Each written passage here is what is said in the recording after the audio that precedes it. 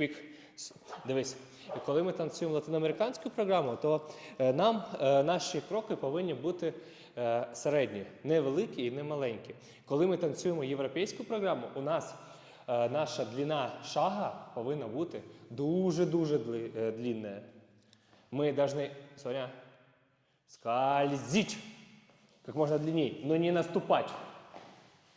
А ты наступаешь, когда танцуешь. Давай. Мы гладим пол. Быстро, быстро. Соня, быстро, быстро, быстро, быстро. Давай. Ми гладимо пол. Зрозуміла? Пальці натягни. Шия. Знижуйся. Руки. Плечі донизу.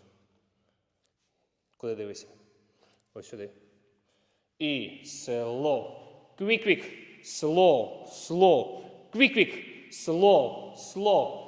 Quick, quick. Slow. Штовхайся. Slow. Quick, quick. Slow, slow. Quick. Ти вже зробила. Там четвертний поворот і 2 лока.